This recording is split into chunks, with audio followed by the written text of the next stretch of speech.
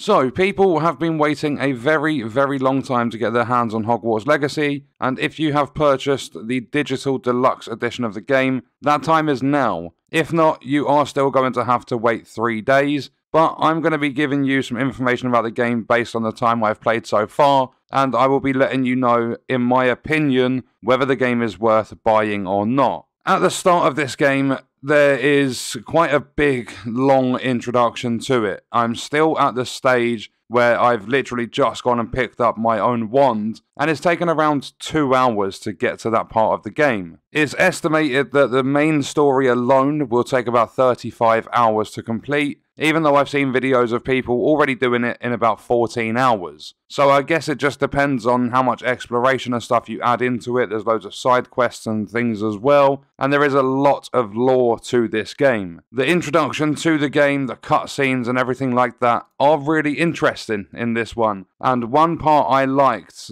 trying to keep this as spoiler-free as possible, but one part I really enjoyed was traveling to the vault, and that's all I'm going to say about that part. I'm just going to say traveling to the vault, that was really cool. One thing I really like about this is there are fast travel points all around the world. So when you go to Hogsmeade, there's fast travel points. When you're in the castle, there are fast travel points. And it really helps out, especially if you're not too far into exploration or anything like that. And all you have to do to activate these points is simply just walk up to them and they unlock. If I remember correctly, they're called Flue Flames. They will ignite and that will activate your fast travel points. But not only that, you get a field guide, which is going to show you all of your collections, challenges, and everything like that. You will also, like if you're struggling with the exploration, you'll also have a guide that you can turn on, which will direct you towards your quests. And in the main story, there are classes that you can basically take part in. You'll have charms, defense against the dark arts, and things like that at the start of the game.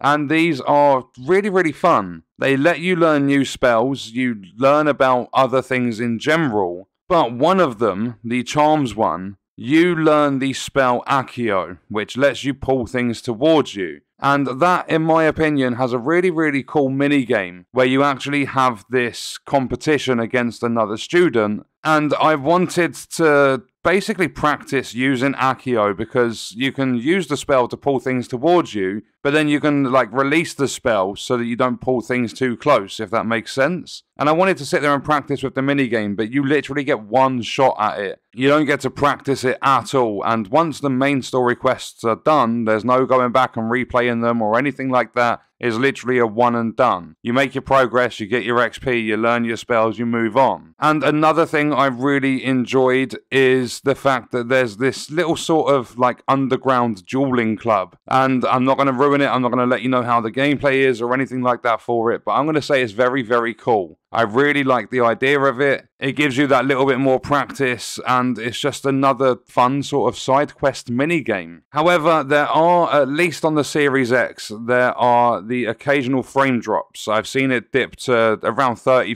FPS, and I am playing on performance mode, so the game is supposed to target your frame rate. And I believe this game is set up to target 60 frames per second, but there has been the occasional frame drop, but it's nothing major. There is nothing major like in this game that's wrong. The worst one I would say is there is a lot of clipping with your robes when you're stroking the cats in Hogwarts Castle. There is a lot of clipping of textures and things like that. There are a lot of puzzles and stuff in this as well, and I don't know too much about the game at the moment because I've literally just left the grounds of the castle. But like making your way into Hogsmeade, you get to find out about some of the stuff outside of the castle, like you find your first moonstone and things like that, which is going to be used later for the, I think they're called vivariums, the ones where we've seen gameplay of looking after the different beasts and creatures and stuff in the game. And so far, spending 2 hours, I've picked my house. I'm in Gryffindor. I've chosen my own personal wand. You get to choose the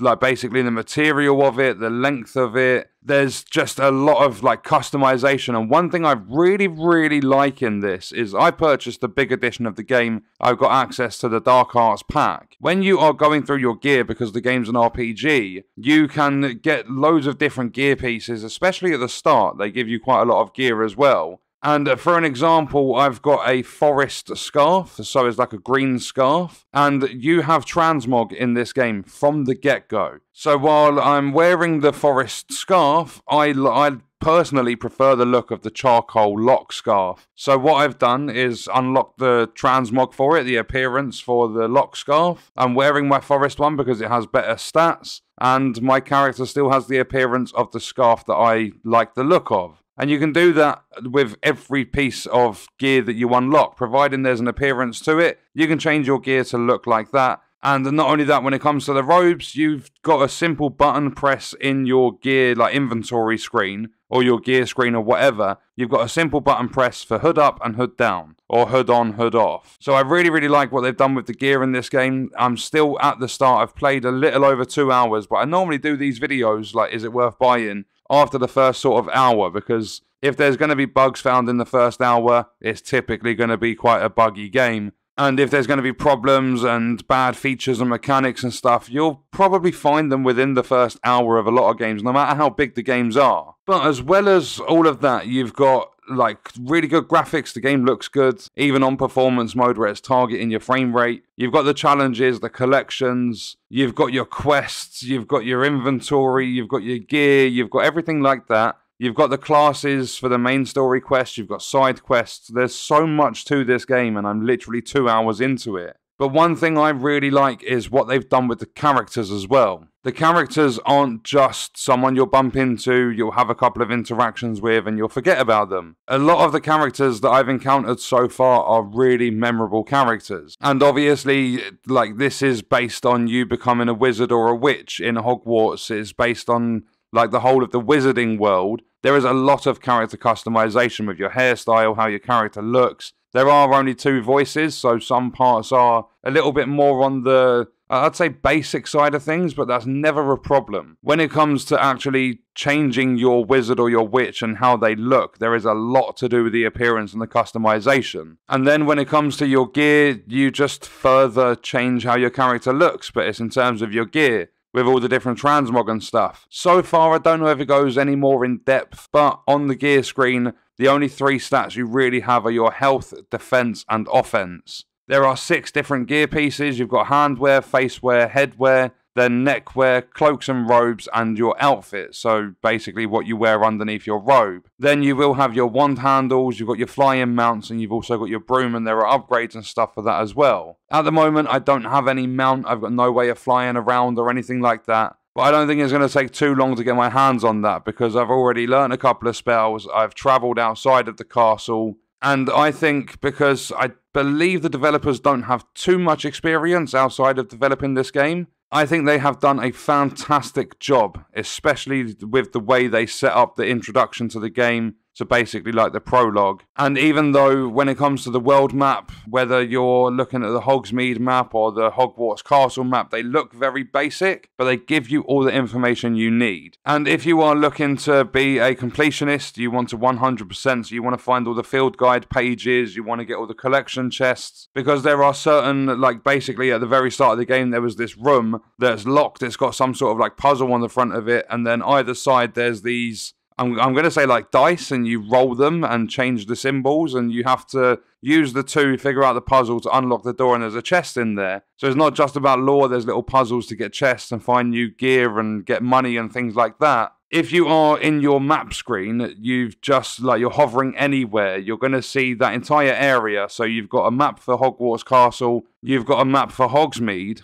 If you're just hovering anywhere in general, you'll see everything in that area. So an example, Hogwarts has 35 collection chests, 150 field guide pages, 10 demiguise statues, and 1 astronomy table. Whereas there are flags, which are different sections to the maps. And as an example, in Hogwarts, you've got the South Wing, and that will show you that you've got 5 collection chests, 23 field guide pages, and 1 demiguise statue. So it gives you basically a region and then an area sort of description as to what you can find there. So as well as the main story quest and the side quest giving you XP, finding the collection chest, the field guide pages, they will work towards collections and XP and things like that. They're going to help you level up, so I would strongly recommend, if you're playing this game, to focus on exploring and just seeing what there is to see, having a look at everything the game has to offer. And on that note, I'm going to say yes, 100%. Based on my first couple of hours, my first impressions of the game, Hogwarts Legacy is definitely worth buying. Even if you are not a fan at all of Harry Potter or the Wizarding World,